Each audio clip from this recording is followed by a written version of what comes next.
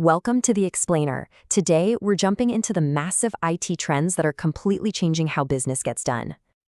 All right, let's kick things off with one single, powerful idea that really sets the stage for everything else. Every single business is now a digital business. Yeah, I mean it. Whether you're selling code or you're selling coffee, technology is no longer just a department. It's the heart of your entire strategy. Now, you're probably thinking, okay, sure, that's true for tech giants. But what about a company that just makes French fries? I mean, seriously. Let's take a look at how this new reality is playing out for a company you definitely know, even if you don't realize it. And that brings us to our first section, the new digital reality. We're going to see how a company that literally started with potatoes is now dealing in petabytes of data. So, check this out. McCain Foods. They're the ones supplying those fries to massive chains like Burger King. But they are not just farmers anymore. No way. They are using super sophisticated digital dashboards to run their entire global supply chain.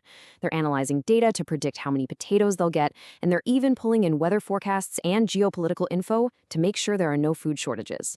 This isn't just about being efficient. This is about using data to innovate and, you guessed it, make more money. And you know, that McCain story? It's the perfect lead-in to our first huge trend. Data is king. In the world we live in today, your ability to collect information, make sense of it, and then act on it, well, that's what separates the winners from everyone else. And what's powering this trend? It's a concept called big data analytics. Now look, this isn't just about hoarding tons and tons of information. It's about having an engine that can turn all that raw data into actual strategy. It lets companies ask completely new questions and find answers that can totally change the game. To really get your head around the scale of this, analysts talk about the 4 V's. First, you've got the sheer volume of data. Then there's the incredible velocity it's created at. We're talking real time. Next is variety, because data comes in all shapes and sizes, from text to video. And maybe most importantly, there's veracity. Basically, can you even trust the data you have? These are the big challenges, for sure, but they're also where the biggest opportunities are. And just to give you a sense of what volume really means, think about Coca-Cola. The company sifts through several petabytes of data from its work in over 200 countries just to manage its brands. And 1 petabyte? That's 1,000 terabytes. I mean, it's an almost unimaginable amount of information. But here's the thing, right? All that data is totally useless if you can't make sense of it. And that is why visualization tools like the dashboards we talked about are so incredibly important. They take all that mind-numbing complexity and turn it into something clear, something you can understand at a glance and actually use to make a smart decision.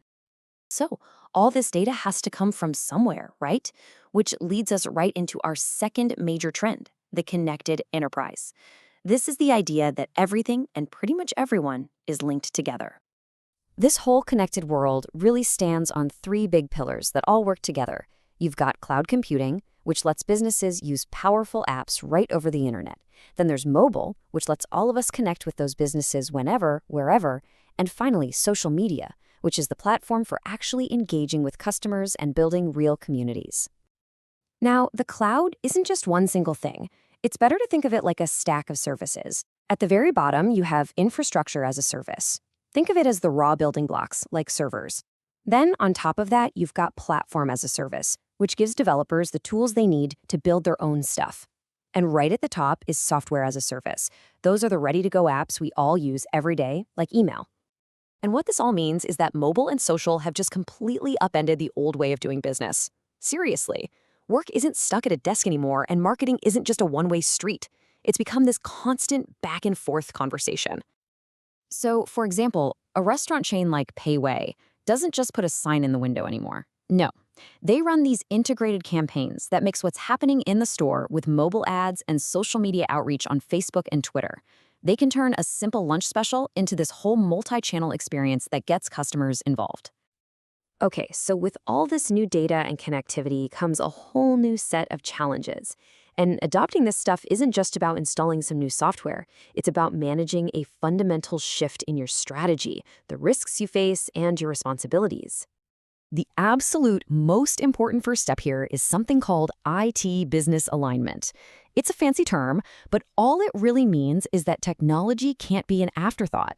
It has to be woven right into the DNA of the company's strategy, actually driving its goals. Because when that alignment is off, when security is just an item on a checklist, the risks are catastrophic. In one of the most famous data breaches ever, hackers stole 40 million credit card numbers from Target. It was a total disaster that crushed their profits and just shattered customer trust. So why do breaches like that happen? Well, a lot of security experts point to one huge problem. Too many companies are defending yesterday. They're still using old-school cybersecurity tactics that just don't stand a chance against today's sophisticated attackers. To really get what's going on, you've got to understand the difference between a threat and a vulnerability. Think of it this way. A threat is the burglar trying to break into your house. A vulnerability is the window you accidentally left unlocked. It's the weakness inside that lets the threat get in. But, it goes beyond just fighting off attacks. There's this massive, growing responsibility to be ethical and transparent. As the former chair of the FTC said about a case with Snapchat, if your company goes out there and promises people privacy and security, you are absolutely on the hook to deliver. In this digital world, trust is everything, and man, is it fragile. That's exactly what scams like phishing prey on. They disguise themselves as someone you trust, like the IRS, to trick you into giving up your personal info. It's an attack on trust itself, and one wrong click can be devastating. So all of this brings us to our final big takeaway. All this stuff, big data, the cloud, mobile connectivity, this isn't some science fiction idea about the future. It is the fundamental operating system of business, right here, right now. The combination of data, connectivity, and powerful analytics has completely redefined what it means to be in business. So that leaves us with one last big question to think about. If these are the forces that built the business world of today, what forces are bubbling up right now that are going to build the business world of tomorrow? Thanks for joining us.